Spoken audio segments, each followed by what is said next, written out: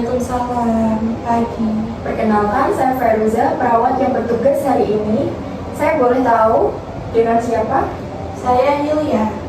Boleh saya memanggil dengan nama Hilya? Gak mau. Maunya dipanggil apa? Maunya dipanggil Cece. Baik Cece, hari ini saya ingin berbicara tentang Cece. Tentang suara-suara yang mungkin Cece dengar. Kita akan belajar cara mengontrolnya supaya Cece merasa lebih tenang. Bagaimana? Apakah Cece bersedia? Iya, bersedia. Sebelumnya, bagaimana perasaan Cece hari ini? Saya hari ini agak gelisah. Terus tadi pagi suara itu muncul. Oh begitu ya, berarti suara itu masih sering muncul ya? Iya. Baik Cece, kita akan berbicara selama 15 menit di ruangan terapi ini. Topiknya tentang cara mengatasi suara yang Cece dengar. Apakah waktu dan tempat ini nyaman untuk Cece? Iya, nyaman. Baik, kita mulai ya. Cece, bisa ceritakan isi suara yang sering Cece dengar? Suara itu sering marah-marah menyuruh untuk saya pergi. Kapan biasanya suara itu muncul? Biasanya malam hari, kalau enggak itu saat saya sendirian. Bagaimana perasaan Cece ketika mendengar suara itu? Takut dan tidak nyaman. Cece, suara itu sebenarnya tidak nyata. Ada cara yang bisa membantu mengontrolnya, yaitu dengan menghadap suara tersebut. Caranya, Cece katakan dengan tegas, pergi suara pergi itu tidak nyata. Mari, mau saya contohkan? Boleh. Pergi suara pergi itu tidak nyata. Sekarang, Cece contohkan seperti yang saya katakan tadi. Pergi, suara pergi itu tidak nyata. Bagus, Cece sudah melakukan dengan tegas. Bagaimana perasaan Cece setelah mengucapnya?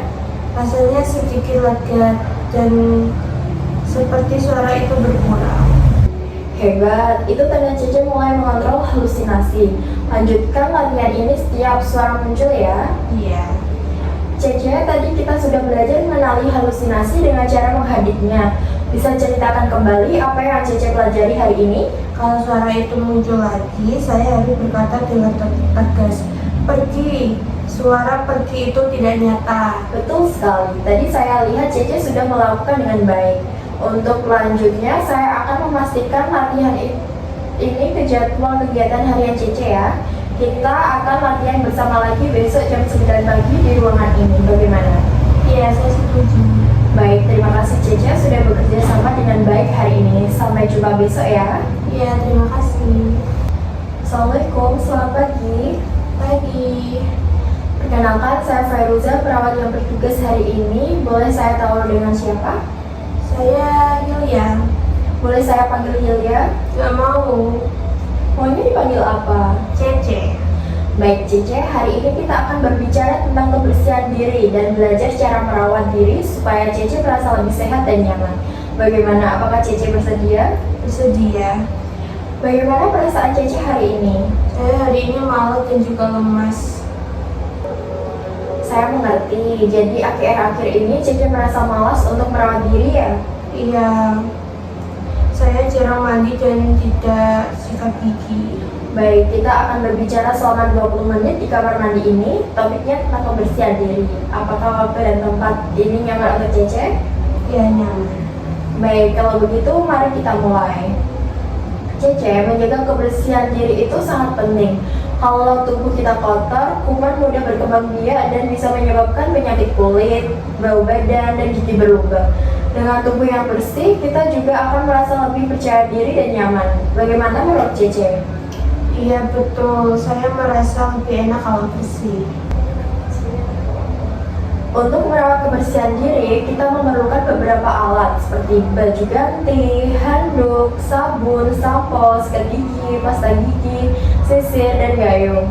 Ini semua sudah saya siapkan ya, Ce? Iya.